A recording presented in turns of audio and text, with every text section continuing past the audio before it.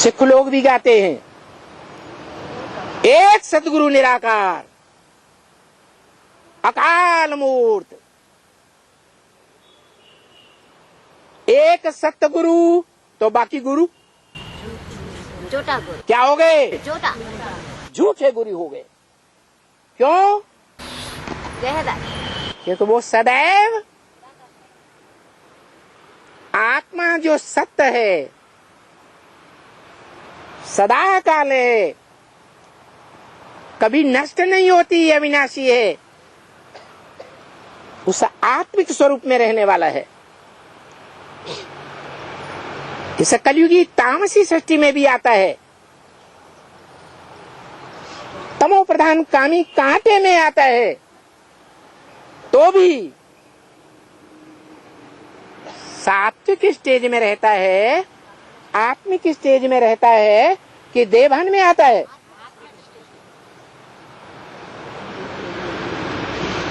तो जिस मुकर्रर रथधारी में आता है, वो बीज बोने वाला बाप भी है, आदि में मध्य में टीचर भी है, और अंत में सदगुरु का भी पार्ट बजाता है।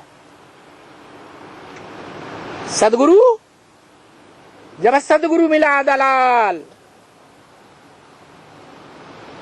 सदगुरु किसे कहते हैं? जो सदगति करे। ब्रह्मा का तो बीच में ही शरीर छोड़ गया, मनुष्य मात्र की सदगति हुई। अरे बाप ने तो वाणी में बोला है, फादर है तो फादर जरूर मिलना चाहिए। फादर सिर्फ कहे और कभी मिले ही नहीं, वो फादर कैसे हो सकता? वो मनुष्य आत्माओं का भी बाप है, मनुष्य मात्र का भी बाप है, एक ही तन में आत्माओं का भी बाप और मनुष्यों का भी बाप। इस सृष्टि रूपी रंगमंच पर आता है तो आदि में मिले, मध्य में मिले, चाहे 100 वर्ष के संगम युग के अंत में मिले, मिलेगा जरूर।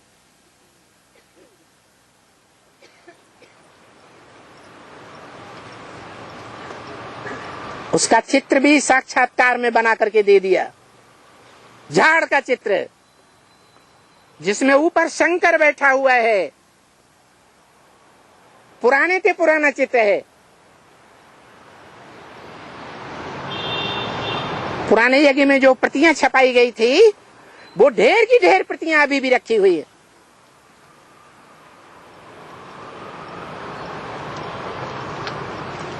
उसमें शंकर को दिखाया गया है।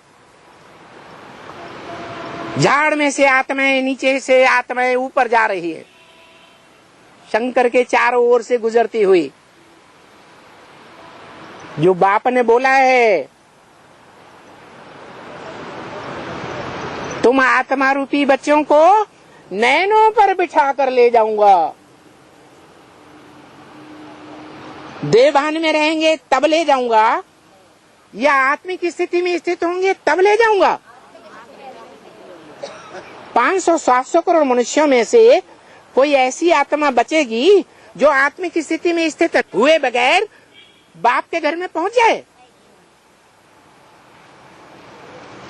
संसार की सारी मनुष्य आत्माएं उस झाड़ के ऊपर बैठे हुए निराकार सो साकार, जिसके लिए शास्त्रों में गायन है, सगुण अगुण नहीं कछु भेदा। सगुण माने साकार, अगुण माने निराकार, दोनों में कोई भेद नहीं है, क्योंकि एक ही पर्सनालिटी है, एक ही व्यक्तित्व है, एक ही शख्सियत है।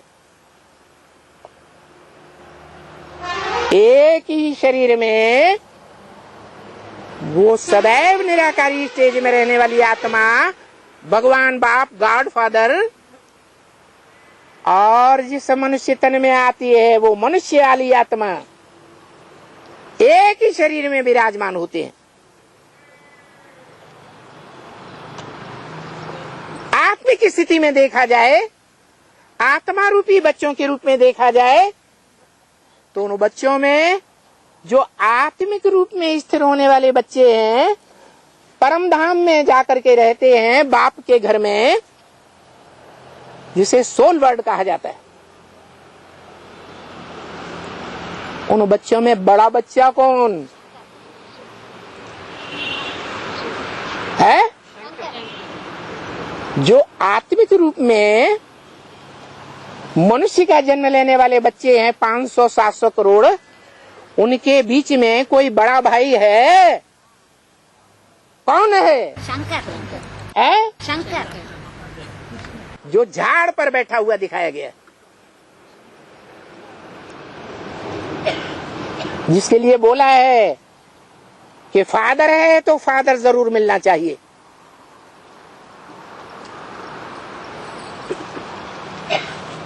फादर सिर्फ कहे और कभी मिले ही नहीं, वो फादर कैसे हो सकता है?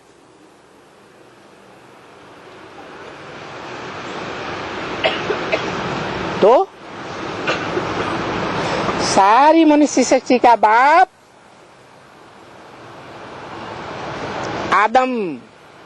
एडम, जिसमें मनुष्य आत्माओं का बाप, जो आत्माएं निराकार हैं, उन निराकार आत्माओं का बाप शिव भी विराजमान होता है, सदा शिव के तीसरे नेत्र के रूप में। तो ये हैं बाप दादा। बड़े भाई को क्या कहते हैं? दादा। बाप नहीं, बड़े भाई को कहते हैं दादा। बड़ा भाई बाप समान होता है। क्या? बाप जब शरीर छोड़ता है तो सारे परिवार की जिम्मेवारी कौन उठाता है? दादा भाई, बड़ा भाई। बड़ा भाई दादा उठाता है, वो बाप समान है।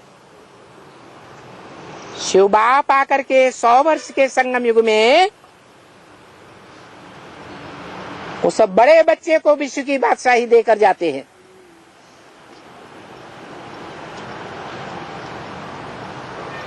वो बड़ा बच्चा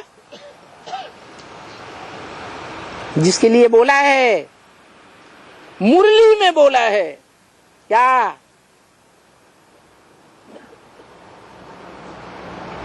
इस सृष्टि पर सदा कायम कोई चीज है नहीं।